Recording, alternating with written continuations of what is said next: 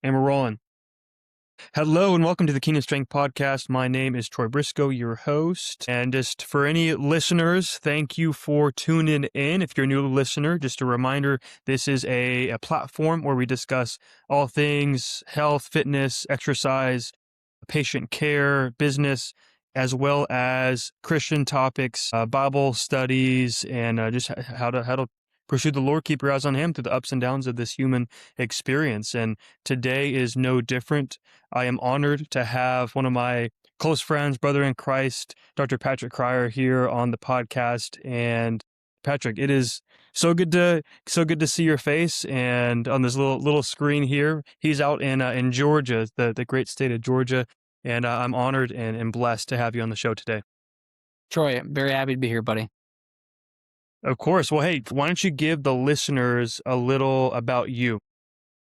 Man, that's a loaded topic. Well, did I start in fifth grade, or did I start just the last couple months here? No, but yeah, my name's Patrick. I've been saved by grace through faith, and I am a very driven person that continues to pursue God in all that He does. But I love my church. I love my family. I love being an entrepreneur and helping others live their best life. And I do that through every day, I think. So that's just kind of a little bit about me. And I know we'll get into the details of this.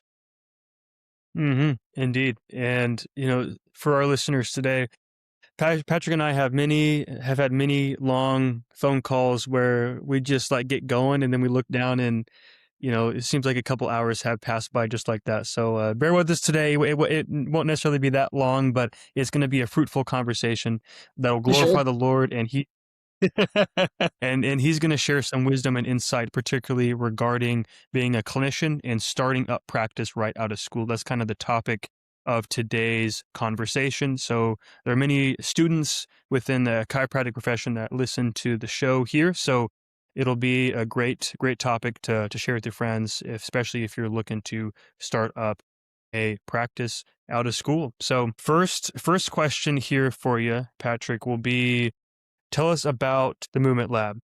What is it? What's the mission? What are you building over there in Georgia? Dude, I love it. Well, the Movement Lab is a clinic that specializes in equipping our community to have the health necessary to do what they need to do and desire to do in life. So we take a holistic approach using movement, nutrition, temperature therapy, stress mitigation in a personalized program to make sure that our clients can be equipped to live a independent life that is partnered with a clinician. Most of the time, of course, in the beginning, more hands-on, and then, of course, as time goes on, more independent. So we really love to say that we don't want stupid clients. We want smart clients. Hopefully that resonates with some clinicians that are either, students or out there. They don't want their clients to be uneducated. They want their clients to be informed. And that's really what the Movement Lab is a company that focuses on educating, equipping, and then, of course, applying basic holistic principles to their lives to live the most they can. Mm-hmm. That's amazing, and I know you're doing a bang up job and helping people, giving them the autonomy over their health and well being, and make that impact in the long run. That's a big part of what you do, and I was encouraged to get to go see that too. I got to see the brand new location that he just opened, and before it actually launched, and it's a beautiful spot, and praise be to the Lord for the opportunity to grow into that. And I'm excited to see how it continues to grow, how the Lord will bless it, man. Thanks, brother. And yeah, of course. So I'm curious, and I'm sure many listeners are as well. When did you know you wanted to open up shop out of school? Was there a certain moment? Was there a time in prayer, or you've always had a entrepreneurial bug? You're like, man, this is something I want to do. Share a little bit about that. Yeah, absolutely.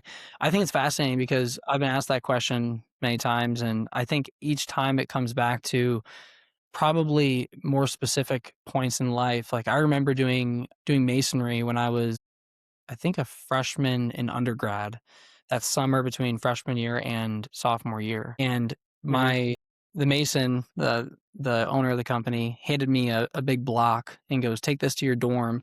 And every time you think about quitting, look at the block and realize that you get this to come back to if you quit." And anyone that knows me knows I'm pretty candid. I'll kind of talk about myself. What the world would say harshly, but I would say it's biblical. But, I was not that smart. I really wasn't. And I was stubborn and I worked hard. And I would look at that block in my room, in my corner, in my dorm, and I would just be like, nope, I ain't gonna go back and do that. And I've always seen the world, I guess, differently from the standpoint of, can't this be better? There has to be a better way. This could be more efficient. What if this? And I don't really know a time that it kind of clicked for me, but I do remember a time when I was like, I want to be able to do that for others. I want to be able to hand them something to say, don't go back to doing something like this, or go do something that is greater. There was no Hmm. time for me. I just kind of was wired that way. But I think that Hmm. there's certain people that are made for certain things, as we believe. And I was just one of those people who was made to be an entrepreneur because my mind functioned that way. We Hmm. kind of say in the business world, like, you have to have the perfect position, and have to find the perfect player for the perfect position. But Hmm. both have to be equal. And there's no, you know, everyone has a gift, and there's no bad player. It's just you got to find the right position. In my position, it was just to be an entrepreneur and create things. Not always good at nurturing, but I'm good at creating. So, but I have a team set around me to be able to Yeah, nurture yeah. and Kelsey's pretty good at that, huh? She can help my nurture for sure. she's very good at nurturing. Yeah. And good thing she's pragmatic and, she's good at nurturing, and I'm good at creating and being chaotic. So it's a good thing. Yeah, balances each other out a little bit, huh? Definitely. Yeah, no, no, I love it. I love it. And speaking of which, I mean, interesting, point of conversation too could be, how is it navigating starting up and then managing a business alongside your spouse? Mm, yeah. So, Any big takeaways? Maybe someone's tackling that endeavor for themselves or yeah, going through it as well. Yeah.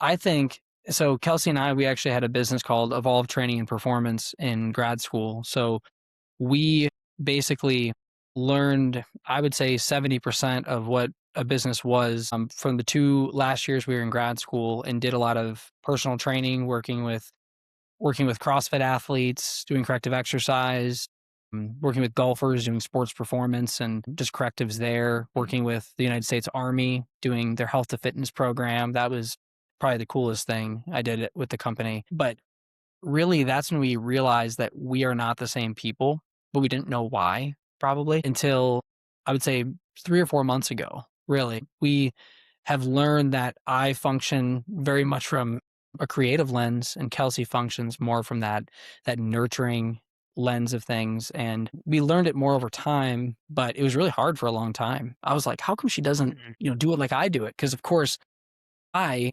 it's my way or the highway. No, I'm kidding. But it was one of those things where I really was confused why she wasn't more out there, if you will, and creative and looking to find opportunity. But she was really looking to kind of say, what is it that we're trying to build? What is it that we're trying to do? So it was really fascinating how over time we fell into, which I talked to you about Iron Forms, Troy. And Iron Forms was a Christian business organization that really focuses on putting Christ first, your family second, and your company third. And it's truly amazing that this organization lend me to a brother of Christ. And he said to me, he goes, Patrick, it sounds like you're a creative, chaotic person, and Kelsey is a nurturing, caring person. Is that correct? And I just laughed. I said, absolutely. So that was about 6 months ago. And from there, we kind of figured out how we tick and, what the intricacies are between the two of us. So I think that we've probably in the last couple months really figured out more about the gifts that we have and how to utilize our gifts better together to move forward our company, make sure that our relationship is strong, and make sure that, of course, we're putting Christ at the center of our life, which is the most important. Amen, brother. I loved what you said at the end there. Still talking about the movement lab. I would love to hear kind of the process, getting it started while you were still in school at the time.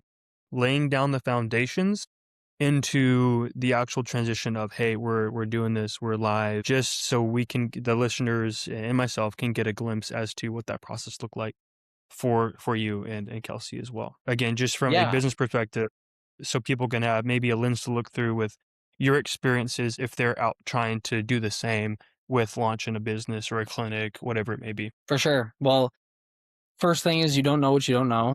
And that is something that is amazing because I was in Birmingham, Alabama under Dr. Bo Beard at the farm, and Kelsey was in Raleigh, Yes, North sir. Carolina under Triangle CRC. And we were kind of finishing up the final touches of what it was that we wanted to do. And in that time period, it was amazing because this place that we were going to lease and build out to create what we have created about 6 months ago and open up, this was about, another 2 years prior, we had the whole thing fall through right after graduation. So, we were supposed to start the build out right after graduation, and the whole thing fell through, and just didn't work. And looking back, it was the best thing that could have happened. Meaning, they were supposed to be, high overhead, high all these things, right? Like a lot of expenses, basically, right out of school. And it was amazing because God said no, and it was very clear. And what Kelsey and I did was, kind of freak out for a second, but it made me realize, hey, we already did this. We already started a company in grad school, and we already know what it's like to, try to find clients in a new area without a specific Hmm. location. And that's what we Yeah. did. We landed at the Beast Center and partnered there in Gainesville, Georgia, and we basically worked out of one room. Kelsey and I both did, and we were there for I think 10 months as we were getting ready to build the location we have now. Found a new location to basically lease and then do a build out for, and basically encompass everything that we needed to: a gym, treatment rooms, sauna, cold plunge area. We wanted to make sure that there's what we call the three biggest stimuluses of care, which is movement, nutrition, and temperature, the three biggest holistic ones. Some would argue light, some would argue different things, but I'm just big on making sure that it's those three things. So we were working out of this one room for about 10 months. And, you know, at first it was like, wow, instead of doing these big marketing campaigns or whatever else it may be, we were just out of one room and we're going around meeting people and doing all these different things of how to get clients. Hmm. And you learned a lot, out of that 10 months that we were there, we learned a tremendous amounts. And that's really what set us up to move into Brazelton, the Brazelton location of the Movement Lab. And that's the 3,000 square foot office we have now, and a clinic, a gym, and then temperature therapy room. So that was kind of the transition, if you will. And God had his hand all over it. He knew exactly what we could handle and what we couldn't. And it was amazing how it kind of went from, a plan that was like, nope, right away and thought of as a disaster, to a plan now that, looking back, we're so glad that it all happened the way it did. Hmm. Yeah. God's perfect plan and his perfect timing, man. Yep, That's exactly. that's incredible for real. And let me tell you, that location you got right now is awesome. It is a clinic like that you don't come across every day. Let me tell you. So if you're in that area, go check it out. Even if it's just stop by, say hey to Dr. Patrick, and say hey, heard you on the podcast. I probably don't have any listeners out there in in Georgia, but hey, you never know. No, I'm sure there are, man. I'm sure there are. Yeah, a fun question too that you were telling me about when I was down there for a visit, when I was asking why Georgia? Why Brazelton? Why that area? So I love it for you to share that story too. Of course, it's long story short, it's all God, but I find it enjoyable to kind of hear your journey through that. Yeah. So Being a boy from up north, it's like what man, what's he doing down in Georgia? is is it our story about how we met? No, I'm kidding. We that was a fun story too. No, Kelsey and I, we always wanted to move south. We do not like the winter. We love the summer. Love the lakes, love the mountains, the whole thing. We vacationed there as kids, and we wanted to move south. And on the way to looking for where we wanted to live, mm, Kelsey and I had a little vacation through Tennessee, and then on the way to Tennessee, we were stopping in Georgia to kind of have the weekend there before going to Birmingham to see Dr. Bo Beard and the farm.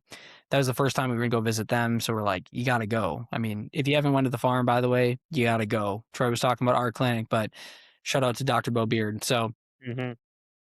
but with that though, we were kind of going through Tennessee, kind of like, no, this is where we think we're gonna end up. So we went to Nashville, we went to Chattanooga, we went to another small town, and just didn't really have a sense that this is where we belong.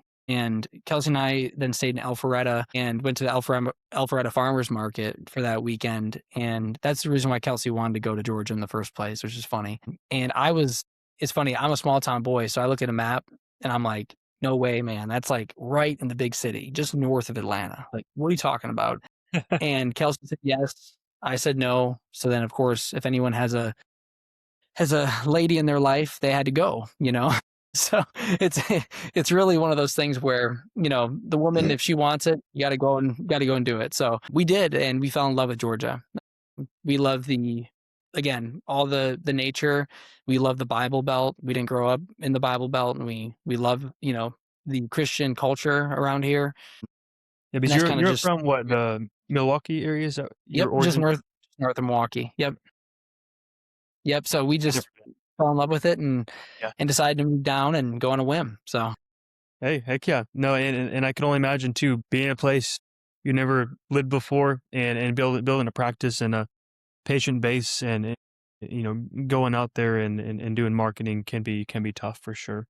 You know, a lot of people that are starting practice go to a place where they know people, or grew up, or have somewhat of an establishment, right? So I'm encouraged to hear that, you know, y'all are growing something and doing something big. And anybody that's less listening to, with Patrick's point about going out and doing marketing, going to events, having conversations with people, really putting yourself out there, seeing how you can be a benefit to other circles first, and then maybe they'll want to continue that dialogue and discussion, and it's really being a valuable member of the community, and an asset to other businesses out there too. So it's awesome to see what you're doing, man.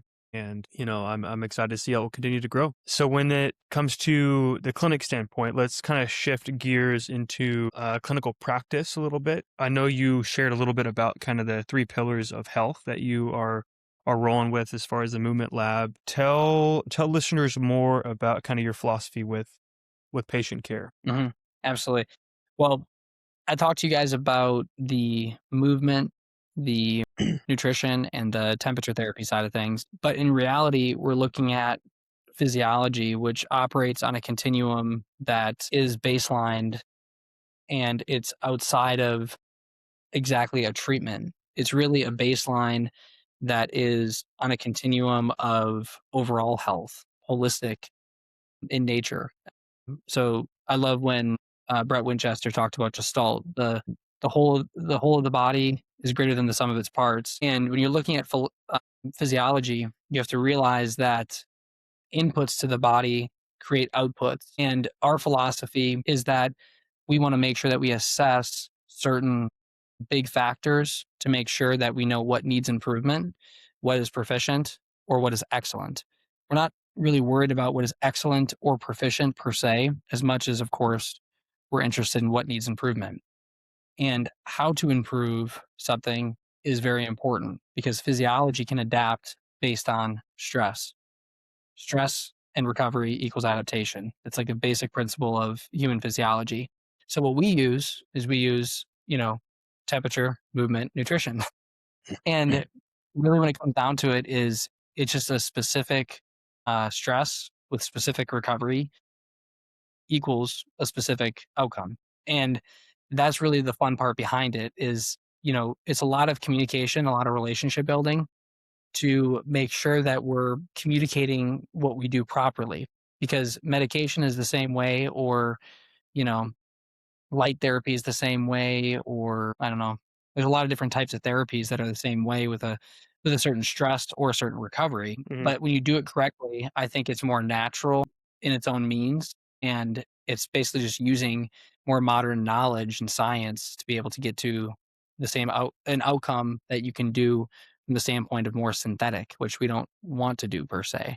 So you're kind of teaching someone to do it themselves. And that's what really we love to do. Like kind of the true purist active care approach. So Mhm. that's a little bit about our philosophy.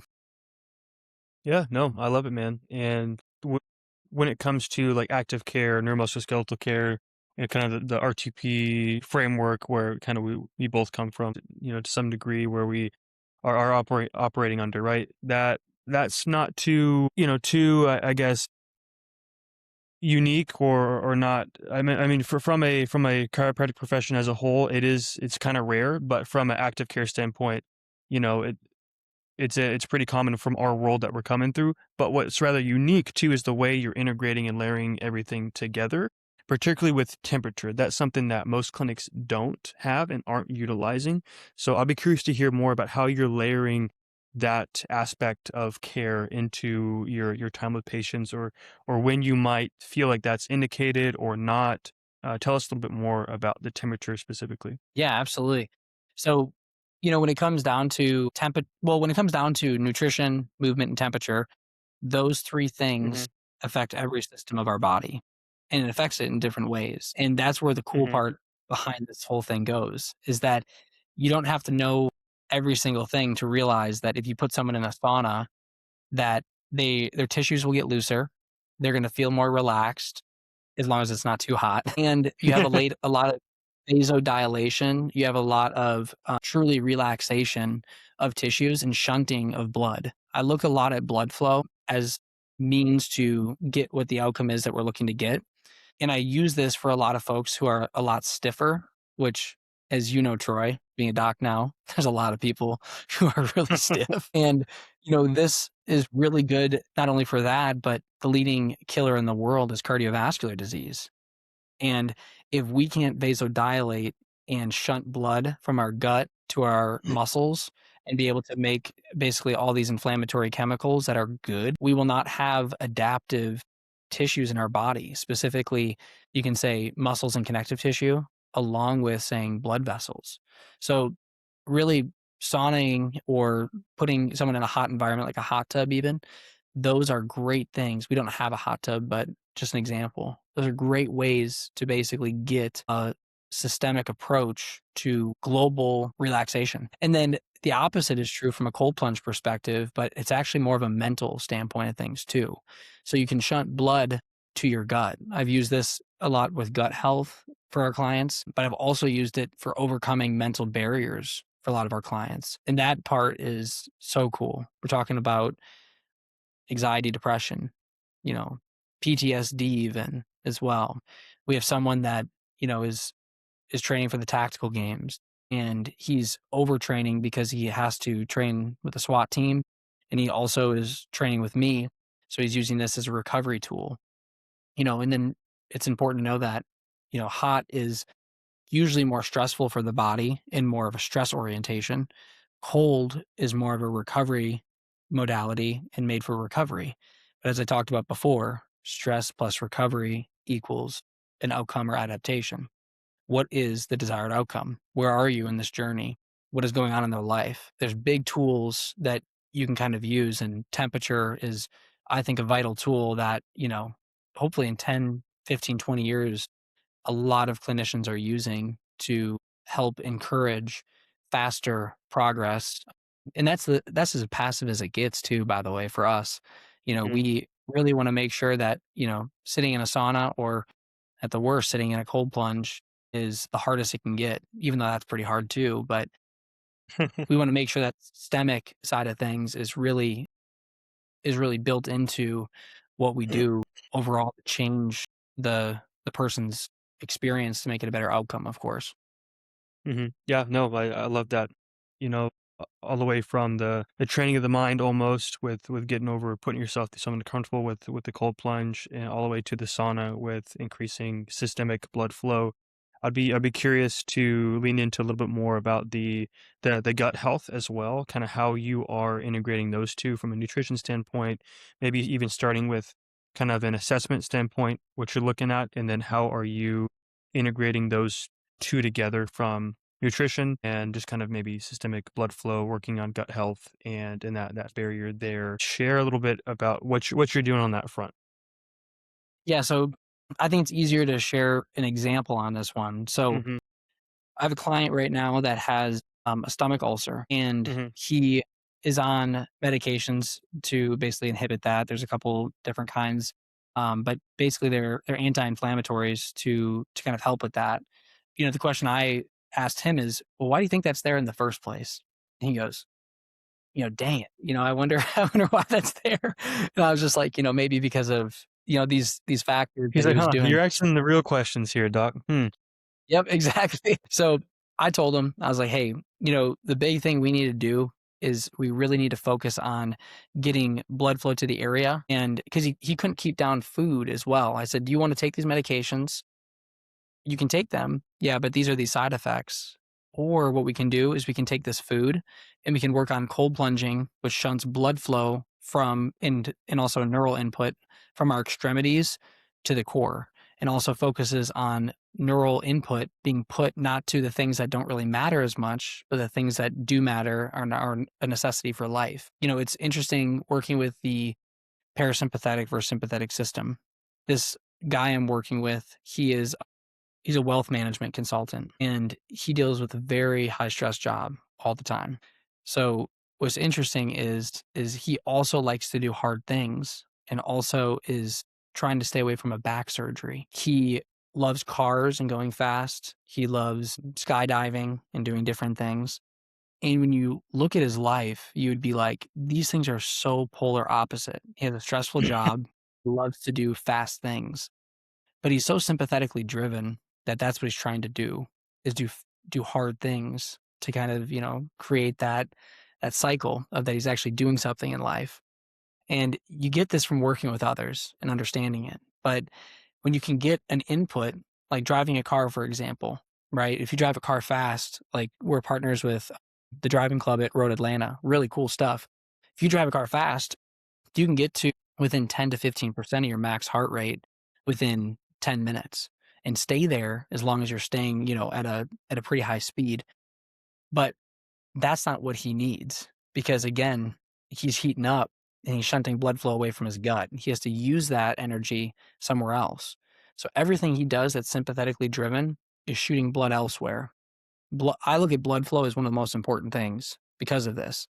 And when you look at cold plunging, so you cold plunge and you eat something, you cold plunge for him, for this example, and you're shunting blood to the areas it needs to be, get out, go on with the rest of your day. Have a great day.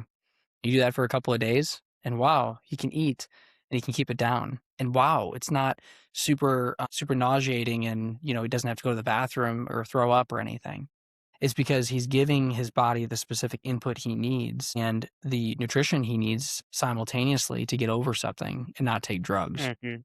So Mhm. it's so fascinating getting to know the physiology behind these things and then being able to just pick what you want to do with a client and just easily explain it. You talked about marketing and communicating before. That is the hardest thing we do, is communicating the importance behind things. But Mhm. you want to have the tools to do that to help the client in front of you.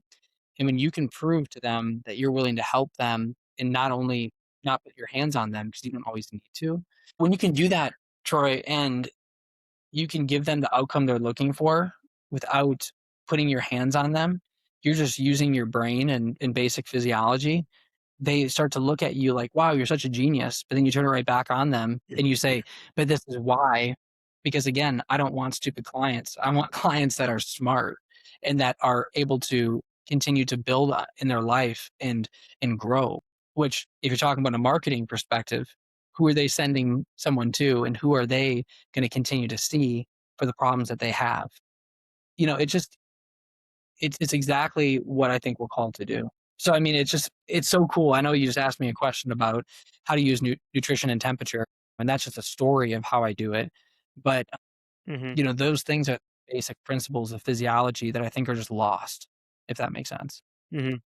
Yeah, no, that's a very fascinating case example, and certainly I've never heard of anyone, integrating a cold plunge to shunt blood to, more the central or higher order the organs and areas of the body, right? The blood goes from the periphery to more of the core of the body. So that is something that makes sense, something that we learn about, but something that isn't necessarily applied to regularly in practice. So that is that's awesome. I'm encouraged to hear that you are able to use strategies like that and help people in such a real way, right?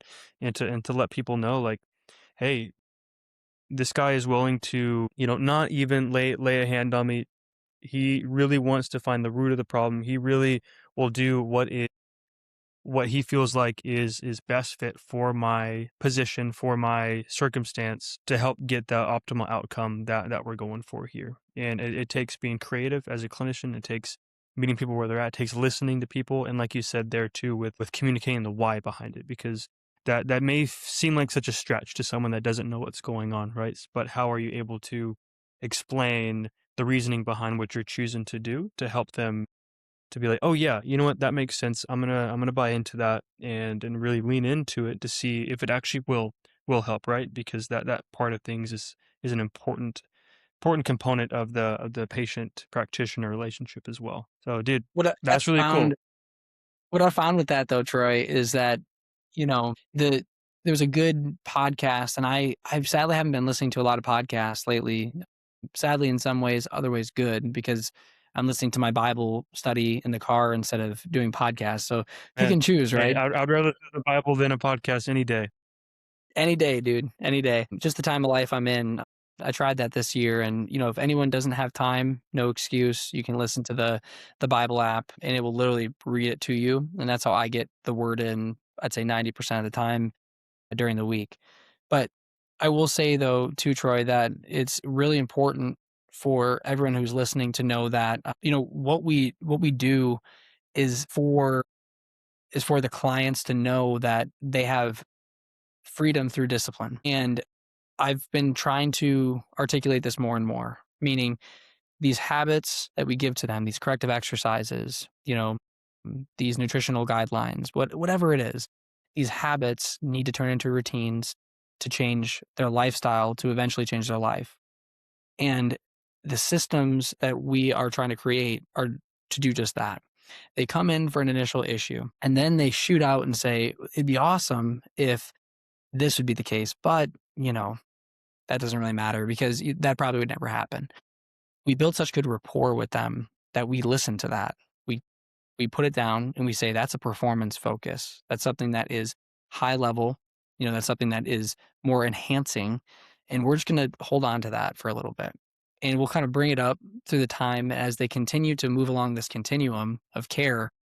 That's when you can tell them at a certain point, turn around and look where you've gone. Now turn ahead and look where you're going. And that's where the capability that we're really all about, giving people capability, is really changing their physiology to the point where they are capable and able to function. That is something that I'm so passionate about.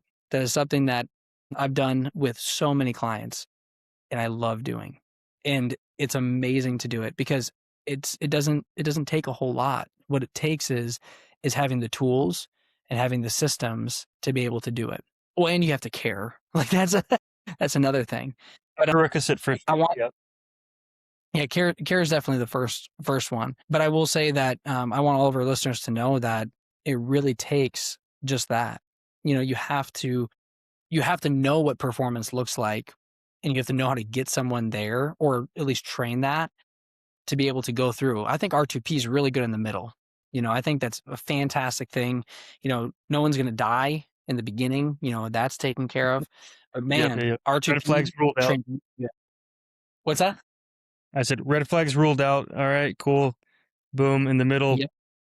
But yeah, truly Right. getting someone to performance is a whole conversation we could discuss too. With yeah, that's not very common as a whole across the profession, right? Like that's not really what's occurring within chiropractic PT. That's really where a lot of times a transition between practitioner to like trainer or coach occurs too, or the client gets sent off. Hey, you've cleared the discharge criteria. Oh, you're not in pain anymore. Okay, great. Go tackle whatever you're trying to do.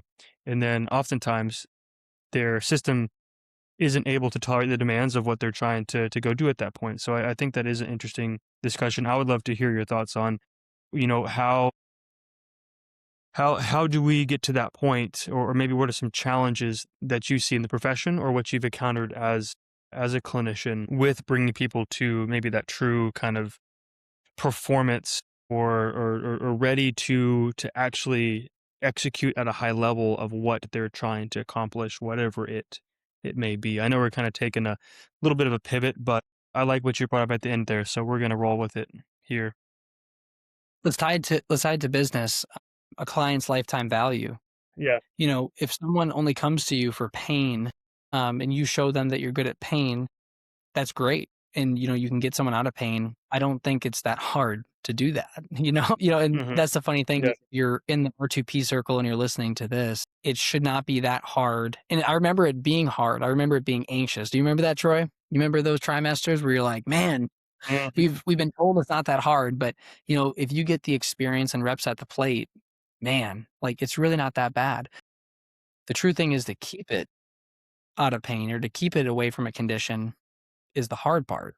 And that's what we call wellness focus, right? So health focus is you're in the trenches of treatment. Wellness focus is what do you need as a minimum to prevent this issue? That's where I think to give a critique to R2P, I think they need to improve upon.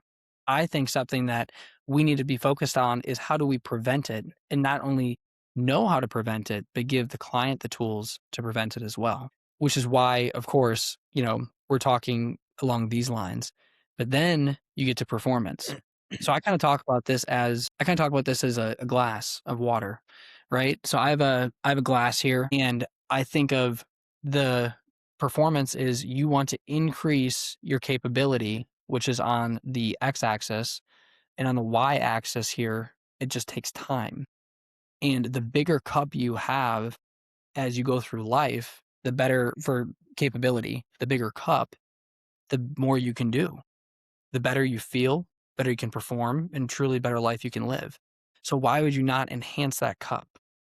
That's my question I ask my clients. And when we get to the wellness focus, I ask that question, and it comes in a lot of different ways. I use a lot of different analogies as well, but they're just like, yeah, I don't really have a true way to say, yeah, like this is why I don't. Mhm. But really nurturing what we need to nurture from a wellness standpoint and enhance what we need to enhance. And that comes through different chapters of life. So you got to know the person. Yeah. Some Yeah. people they wanna enhance their pickleball game. Well, you better be good at multi-segmental rotation, you better be good at, agility work, you better be good at cardiovascular and threshold work because a match can last up to a minute, Let's work on these things. Let's have standards that you have to you have to hit and get to, and then once you get there, you keep climbing. So that's really the cool part behind all this is that I think we're not looking at the whole picture enough. I think we're looking at the health focus. We get to the wellness focus, we kind of give some recommendations and we're like, yep, I'm the hero again. Look at that. Now, I think we can take it further. I think we can say the wellness focus is at least nurturing these things to not go back that way. The law of entropy says we're going to go back that way. The law of entropy says we're going to go to the least common denominator. I say nurture and enhance. So that's kind of the interesting part. The lifetime value of a client goes from for us in the $700 to $900 range all the way up to the $2,000+ range. So from a business standpoint, you're not only talking about, double the profit, but you can even triple, quadruple, and so on the profit. We've only been in Brazelton for 6 months, but that's what we're finding when we go from a health focus alone to wellness and performance, which is pretty cool. Mhm.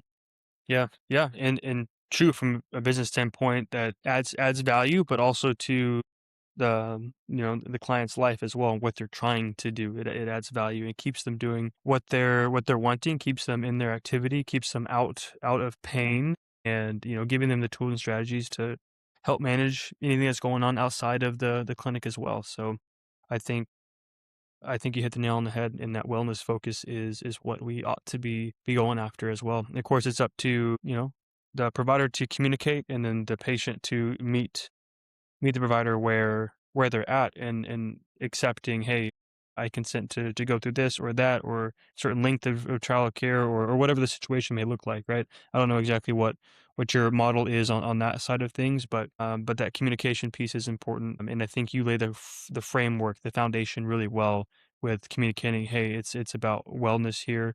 We're gonna look at those outcomes to truly get your system operating to where it needs to be to do the things that you're wanting to do in life. I can tell a quick story about how wellness being a standard, because we actually used to use that slogan, and I still communicate in that way, but I can tell a quick story about that.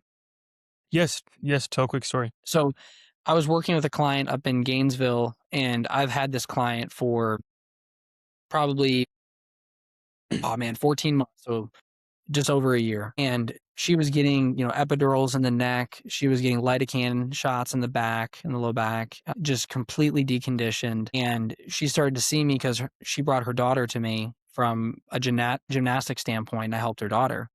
And she goes, "Do you think you could help me?" And I was like, "Absolutely." And she followed us to Brazelton, and we started to do some corrective exercise work, or what we call functional movement work. We started to do some fitness work over time. Then she got on our concierge care services. And it's super fascinating because she started the concierge care and her lifestyle is completely not these things, right? And she's doing, chiropractic, she's doing functional movement stuff, she's doing fitness, she has a program, she's doing nutrition, temperature therapy, all for her and what she needs. And she comes off of it and goes, I don't know if I can do it. I can only come here twice a week. I just don't know if I can do it. It's overwhelming. And then I said, "Hey, that sounds good. How about we focus on the biggest thing, movement, specifically fitness. Let's get together for 2 more months and let's do fitness." Today, I just met with her and it was so cool. She had her blood test she were trying to increase her testosterone as well. And she had her blood test and her blood test came back, better. And I was like, that's freaking awesome. And I talked to her about this and I said, listen, at the end of the day, these things still need improvement. But I will say that look how far you've come. So I want to let you know we're here to nurture these things that we have done, but I recommend enhancing these things because they still need improvement. They're considered unhealthy. And she looked at me and goes, "I know sometimes I'm just not motivated. That's why I couldn't, continue forward with such an intense, program, if you will." And I told her, "Well, are you motivated or are you committed?" And she goes, "Huh." She goes, "What's the difference?" And I explained the difference. I said, motivation starts the process, but commitment helps you realize that you're committed to something that's actually meaningful. So whether you want to or not, I'm going to do it. And today she goes, "Oh my goodness, this is the problem is I wasn't committed, which is why I thought this was too much, but I used my motivation to say I'm going to do this or I'm not going to do this." So she goes, "Okay." She goes, "I'm going to commit to doing 3 more months of the concierge side of things because I know it can help me if I just did it." She's like, "I've got all these things accomplished. I'm nurturing these things. I need to improve these things. I'm going." And I was just like, heck yeah, let's go. But I didn't give up on her. You see, I didn't just say, she doesn't want to do it, whatever it may be. I'm using this terminology and I'm helping her realize you don't need to keep doing the same thing. It's not, as Craig Liebenson says, rehab purgatory. Mm, What it is you do things till you're at least to a proficient standpoint. Now let's nurture those things. Let's not let them go. But there's still further to go in some ways. And that's someone that was completely unhealthy in all forms of objectives. And she even sees it too. And she's not mm, even to performance. She's in health and wellness. And mhm, it's taken 14 months of walking through these things. And that's what something, young clinicians need to know is that it takes time. There's people that don't understand at all what we're talking about. We mhm, need to sympathize with these folks and we need to take them under our wing and cry with them, laugh with them, and have a system that encourages them along the way. Because at one point, this client that I have, she is going to be probably done like with a formal program, but she's definitely going to know how to nurture herself because she just explained it to me, which is freaking cool. She explained to me what she yeah, needs to that's do awesome. and what she needs to enhance. So just long story short is like, we need to at least get folks to nurturing. And that doesn't look like what we've been taught in school or even in R2P. But you got to search that out of how to actually help clients and don't give up on them. You know what I'm saying? Hmm. No, dude, I love that. I love how you didn't give up on her, which helped her to not give up on herself and step away from what she needed to do to achieve her goals and step into true health and wellness, right? And I think that that is a powerful thing because too, the goal isn't, hey, yeah, you're going to be under care for forever.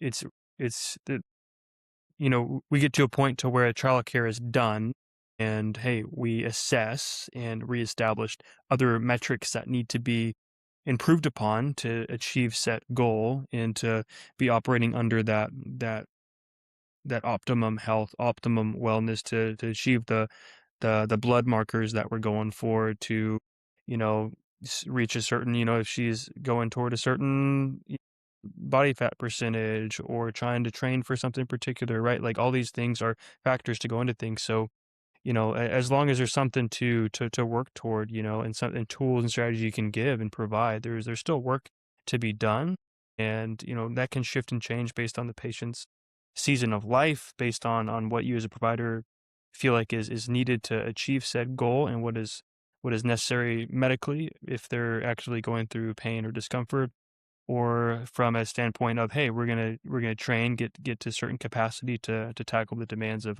what you're trying to do. So it's cool to see someone out there who is trying to have the biggest impact in someone's overall all health, overall wellness, and really taking into consideration different factors, different circumstances in life, and taking time to educate too, because as the definition of doctor means is to be a teacher, right? So along the way, you're explaining what's going on with them. Why are they going through this, that, the other? What's the why behind what you're doing from a physiological or metabolic standpoint? Like what are things that's happening within their system, and tools and strategies to get to where they want to go. So the education piece is something I know you do well. You're such a great communicator, and I think bar none, that's probably the most useful skill as a clinician and or a business, the business owner too, that comes in handy, right? Whether it's a marketing conversation or a patient interaction,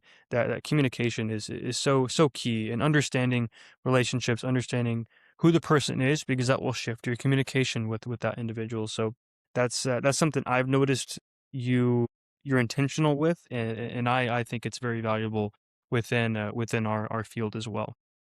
Thank you, brother. I would say communication is by far the most important thing.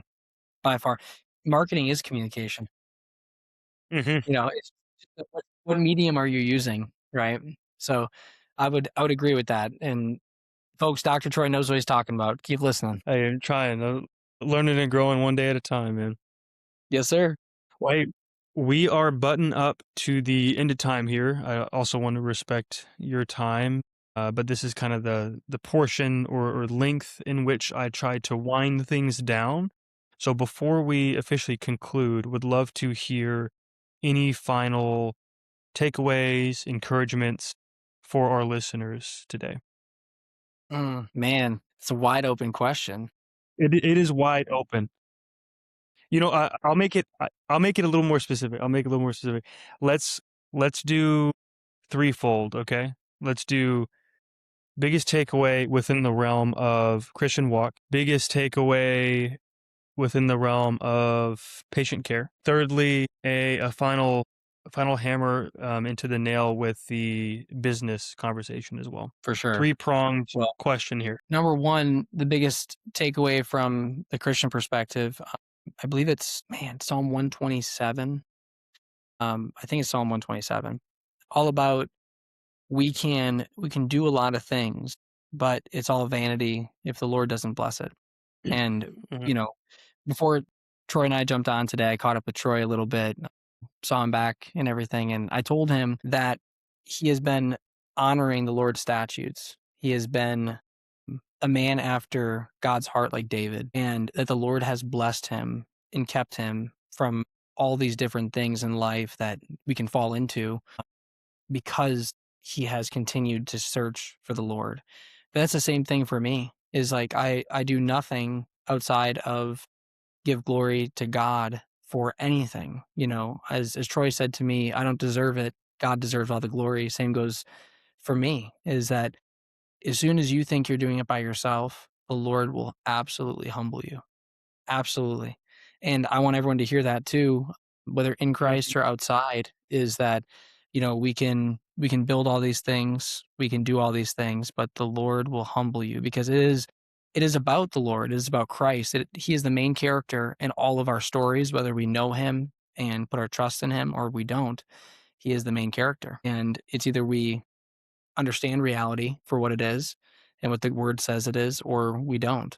So, maybe it's a call to search the word of God for the first time, or maybe it's a call to see Christ as the main character in your own life experientially, because that is the truth. That is what the Bible says, is everything is for and from God, and especially through Christ. In Colossians, we're going through, and in Colossians 1 and in 2, it really talks about the nature of Christ. So the biggest takeaway from a Christian perspective is just realize that you're a servant. You're a servant here to serve the Mhm. Lord. And I am just another servant. And I pursue excellence because Christ is excellent and he calls me to be excellent. So that's my biggest Amen. takeaway from a Christian perspective that I've been kind of just wrestling over. From Mhm. a patient care perspective, man, I one thing is funny is I hate the word patient. And it's I nothing bad. I have picked up on that, because Yeah. I hear you use the word client, this, that, the other, Yes. and I Yes. actually heard, like, in our dialogue one-on-one too, you have given that spiel, but anyway, continue. That's beside the point. But from a client care standpoint, wink, wink. It's a partnership, and if you if, if there's ever a client that doesn't fulfill upon something, at the end of the day, stop looking at them at like they're the problem because there's something you could have done better for them. We are Mhm. called to serve, and we are called to serve selflessly. And I remember I had this client. I tell stories, by the way, Troy. That's just the way I work. I But I love had it. this client that Mhm. when we first started in Brazelton, she came in, I think she was one of our first clients there. And she came and saw me, and she just couldn't understand the system that we were doing and couldn't understand, why she was going to come in every other week and, just these different things, the plan that we had. And at the end of the day, she didn't understand stress plus recovery equals adaptation, but specific stress and specific recovery equals a specific adaptation or an outcome. She just didn't understand that. And it took me 3 months of just fighting her to just come in and get care for her to understand that. But it was my fault because I didn't explain that to her.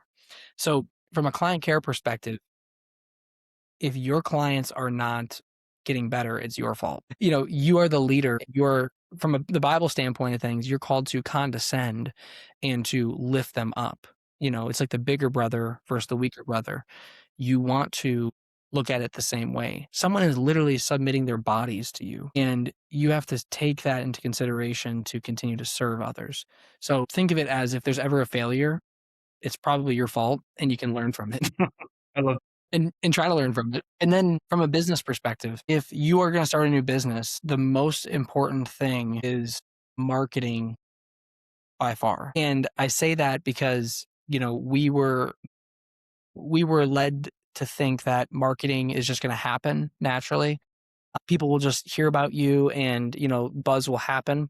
Maybe if you're from a small town and you move back to the same hometown and different things, but we learned the hard way that, marketing in this day and age, it has to be multifactorial. There has to be different mediums. There has to be a clear message and the same message that is being portrayed, especially if you're doing a campaign during a campaign. Mhm. Everybody on the team is a walking example of your business. So they're marketing by their actions as well. We hire and Mhm. fire based on actions, not based on talk. Of course, messaging is important and the way you communicate, but based on actions. And we are all about what are you saying? And you're saying it through either verbs, communication, or you're saying it through your actions. So marketing is the biggest thing for business, and I highly recommend business degrees or marketing podcasts, marketing books. If someone's looking to start a business and they're in school, a year out of starting a business, you need to be thinking about marketing. You need to think about where are you going? Mm. What is the message you want to portray? How are you going to do that? And you need to invest in a great marketing company. You need metrics, you need the whole thing. That's what we had to learn the hard way. And we're very happy because now we've, learned the hard way. And like I said with the client, right? If something doesn't work, it's your fault probably. Same with marketing. Mhm, mhm. At the end of the day, if you're the business owner, it's your fault. So Yep. that's what I Take would say for the big responsibility too. takeaway. Exactly. Yeah, no, dude, for real. I love it, brother. I love it. Great, 3 great takeaways. Thank you for taking time to intentionally answer all of those. Those were very, very valuable. Thank you, brother. I appreciate it. And thank you so much for your time. This was such a lovely conversation. It's always a blessing to catch up with you and to pick your brain and hope that everyone listening got something to walk away with that they can implement within their walk, within business, within client care across the board. It's there's something in here for them to chew on a little bit. So thank you, Patrick, again. Much love to you. Many blessings. Praying for you, your family, and the clinic as well, and the patients you get to, clients you get to work with on that in that realm, right? So, Don't and don't just listeners, thank you for tuning in. don't just hang up on me now. One Don't what? sec. Let me shout you out quick, Troy. Well, Dr. Troy, I should say. Yeah, everyone, if you're listening and you're in the Dallas area, man, I mean, Troy is a man that is above reproach, and you guys know that. I recommend reaching out to him if you have any questions, or reaching out to me, of course, if you have any questions. But, it's just a blessing to be on this podcast. Troy, I see what you're doing from afar. I don't get to follow it as close as I'd like to because of the entrepreneurial spirit I have and just where I'm at in the tunnel of the fight, if you will. Yeah. But I will say that I do pray over this podcast and your business. I pray over what you're doing. And I'm just so excited to see the Lord bless you because, of course, you are a man of the Lord, and I just pray for that persistence as well. So just keep rocking with this, Troy. Listeners, keep listening to this. He brings on really good speakers. I don't know why he reached out to me, but besides that, I mean, but anyway, Troy, thank you so much, brother. Patrick, thank you for the kind words. Thank you for the encouragement. All praise be to the Lord, and I too pray over you. I too pray over the podcast and every single listener that they would come to see Jesus more rightly through every single conversation. And today is definitely no different. So That'll thank you. preach. We'll end it here. Before we do, how can people reach you? Yeah, absolutely. How can people You can reach reach you? me via email. So Dr. Patrick at Movement Lab, C is in chiropractic, P is in performance.com. That's my email. Or you can reach out to our phone number via our website and get more, like set up a time for us to talk. You can talk to our office manager, Jess. That's another thing I didn't talk about. Get a great office manager. She is fantastic. Uh, anyway, that's Mhm. beside the point. But reach out and we'll set up a time to talk and hang out. Don't be afraid to reach out. I wish I would have done that more often when I was in your shoes for your listeners. Mhm. Mhm. Definitely. That's huge. Definitely reach out, especially if the invitation is there, and it's so valuable to pick people's brains who are in the field out doing the thing. So I'll also put Now, all that information in the one show second. notes as well. One second. Yeah. I gotta say something. Yeah, I yeah. gotta say something. So I was talking about this podcast that I was listening to. I hate to do this, but I have to say it. I know you're trying to outro, but here we go, man. So No Andy worries. Galpin Let's do it. had a guy on there that was an ultra marathoner 2 episodes ago. I forgot. Do you remember his name? Ken Rideout. Ken Rideout. And they both said that they did not work with the the teams that they wanted to because nobody asked them, but instead they worked with other people that just did ask them. It's the same thing for Troy and for me. If you have any questions, all you have to do is ask. So just want to throw that Mhm. out there. Even the best in the world, like, Ken Rideout and Dr. Andy Galpin, they just want to be asked to help. So just ask, and we're here to help. Yeah. True. Great point. Love it. Reach out. Don't be afraid to ask. But hey, I'll go ahead and end it here. God bless y'all and catch you on the next one.